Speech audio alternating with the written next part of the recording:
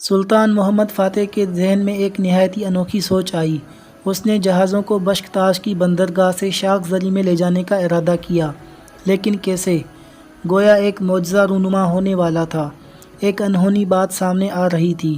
سلطان نے سوچا کہ جہازوں کو دونوں بندرگاہوں کے درمیان خشکی کے راستے سے کھینچ کر شاخ زری تک لایا جائے، لیکن پوری رازداری اور احتیاط سے، تاکہ جنیوا کے جہاز ان پر حملہ نہ کر دیں۔ دونوں بندرگاہوں کا درمیانی فاصلہ تقریباً 3 میل تھا، اور راستہ ہموار اور میدانی نہیں تھا، بلکہ اونچے نیچے ٹیلے اور غیر ہموار پہاڑیاں تھیں۔ محمد فاتح نے اپنی جنگی مشیروں کو بلایا اور ان کے سامنے اپنی یہ انوکھی تجویز رکھی، اور اپنی جنگی پالیسی پر بات کی کہ وہ کس طرح کس سمت سے حملہ آور ہونا چاہتا ہے۔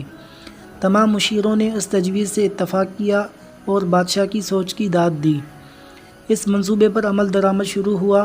سلطان محمد فاتح نے حکم دیا کہ راستہ ہموار کیا جائے۔ فوج کے بہادر سپاہی اپنے قائد کی اس حیرت انگیز تجویز کو عملی جامہ پہنانے کے لیے جٹ گئے۔ دیکھتے ہی دیکھتے زمین ہموار ہو گئی، اور چند گھنٹوں میں زمین برابر ہو گئی۔ لکڑی کے تختے لائے گئے، جنہیں تیل اور چربی کے ذریعے چکنا کیا گیا تھا۔ پھر ان تختوں کو ہموار زمین پر اس طرح بچھایا گیا کہ جہاز آسانی سے پھسل سکیں اور بسہولت کھینچے جا سکیں۔ سب سے مشکل کام تھا بلند ٹیلوں کی ڈھلوانوں پر سے جہازوں کو آگے لے جانا۔ ہاں، اتنا ضرور تھا کہ عثمانی بحریہ کے زیادہ تر جہازوں کا حجم کم تھا اور وزن ہلکا تھا۔ باسفورس سے خشکی کی طرف جہازوں کو کھینچ کر لایا گیا، جہاں سے انہیں تیل لگے چکنے تختوں کی مدد سے 3 میل کھینچ کر اس جگہ پہنچا دیا گیا جہاں ہر طرح سے امن تھا اور کسی طرف سے حملے کا اندیشہ نہیں تھا۔ جب رات ہوئی اور تاریکی چھا گئی تو بڑی رازداری سے ان جہازوں کو شاخ زری کے پانیوں میں اتار دیا گیا۔ ان جہازوں کی تعداد 70 سے زیادہ تھی۔ یہ سلطان کا ایک بے مثال کارنامہ تھا۔ اس سے پہلے اس طرح کا کام کسی سپہ سالار کے ہاتھوں سر انجام نہیں پایا تھا۔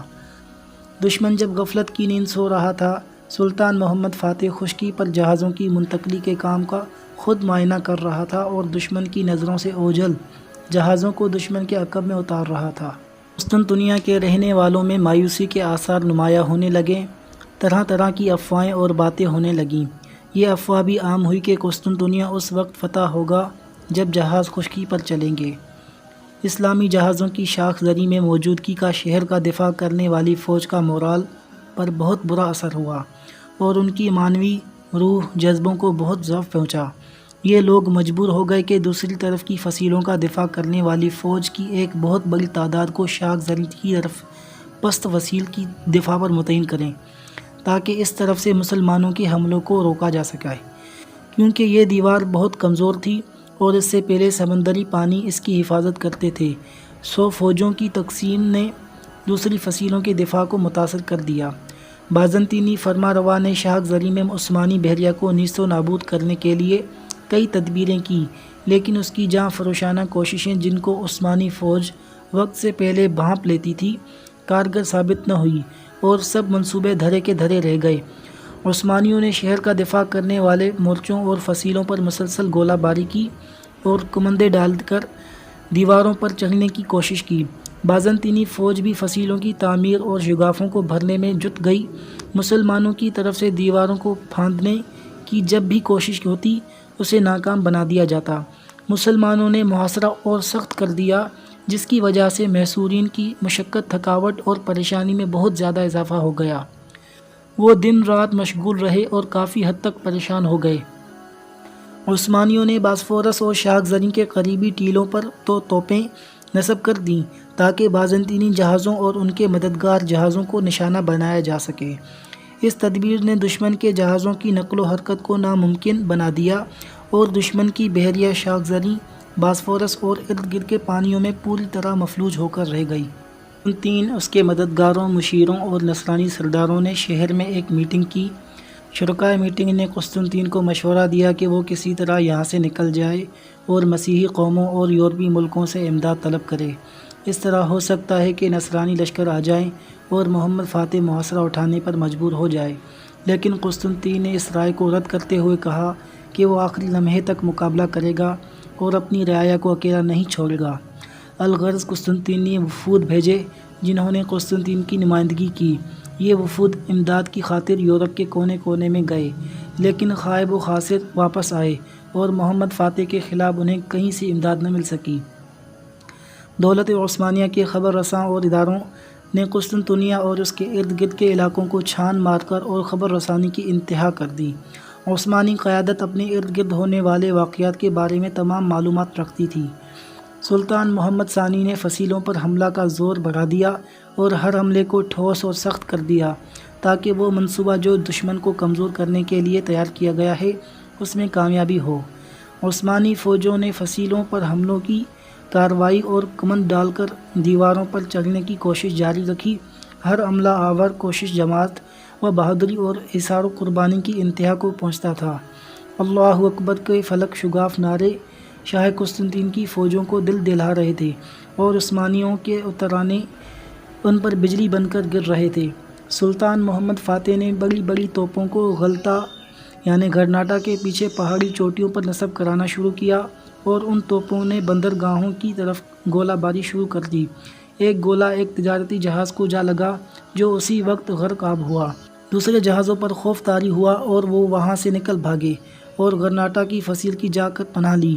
عثمانی فوج کے بڑی حصے نے بجلی کی تیزی سے یکے بعد دیگرے کئی حملے کیے اور نصرانی فوج کو ہلا کر رکھ دیا۔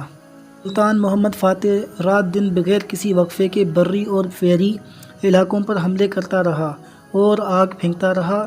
اس کا مقصد یہ تھا کہ محاصرین کی طاقت جواب دے جائے اور رات دن کے کسی حصے میں وہ ایک لمحے کے لیے بھی آرام نہ کر سکیں۔ اس طرح ان کے ارادے پست ہو جائیں گے، ان کے دل کمزور اور مردہ اور ان کے اعصاب بوجھل اور ناکارہ ہو جائیں گے، اور ایک چھوٹی بات بھی ان کے لیے پہاڑ ثابت ہوگی۔ یہ ایک نفسیاتی جنگ تھی اور سلطان اس کی منصوبہ بندی کر کے اس کو عملی جامہ پہنا چکا تھا۔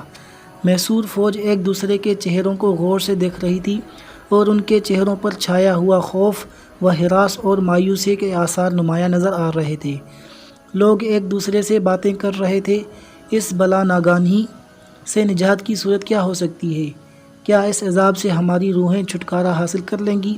وہ ایک دوسرے سے کہہ رہے تھے۔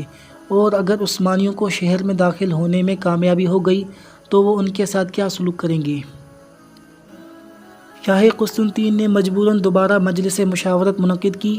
ایک نصرانی سپہ سالار نے یہ تجویز پیش کی کہ عثمانیوں پر ایک سخت حملہ کیا جائے اور بیرونی دنیا تک پہنچنے کے لیے راستہ بنایا جائے۔ یہ مجلس مشاورت قائم تھی اور مختلف تجاویز پیش ہو رہی تھی کہ ایک فوجی بھاگتا ہوا اس کانفرنس میں آ گھسا اور شرکاء کانفرنس کو بتایا کہ عثمانیوں نے وادی لیکوس پر بہت بڑا اور سخت ترین حملہ کر دیا ہے۔ قسطنطین نے کانفرنس ختم کر دی، چھلانگ لگا کر اپنے گھوڑے پر سوار ہوا، اپنی محافظ فوج کے ساتھ میدان جنگ میں کود پڑا۔ رات گئے دن گئے، جنگ جاری رہی اور بالآخر عثمانی فوج واپس چلی گئی۔ سلطان محمد فاتح اچانک حملے پر حملہ کرتا تھا اور ہر حملے میں نئی جنگی منصوبہ بندی، محاصرے کا نیا انداز اور نفسیاتی جنگ کا ایک انوکھا طریقہ کام میں لاتا تھا۔ اس کی ہر جنگی چال پہلے سے مختلف ہوتی تھی، جس سے دشمن کا کلی طور پر ناواقف ہونا تھا۔ محاصرے کے ابتدائی مراحل میں عثمانی فوجوں نے شہر میں داخل ہونے کے لیے ایک عجیب طریقہ اختیار کیا۔ زیر زمین سرنگیں کھود کر مختلف مقامات سے شہر میں داخل ہونے کی کوشش کی۔ جب شہر کے محافظ فوج نے زیر زمین سخت ضربوں کی آواز سنی جو آہستہ آہستہ شہر میں قریب ہوتی جا رہی تھی، شاہ قسطنطین اپنے فوجی جرنیلوں اور مشیروں کو ساتھ لیے بڑی تیز رفتاری سے اس جگہ پہنچا جہاں سے ضربوں کی آواز آ رہی تھی۔ وہ فوراً بھانپ گئے کہ عثمانی فوج سرنگیں کھود کر شہر میں داخل ہونے کے لیے تدبیر کر رہی ہے۔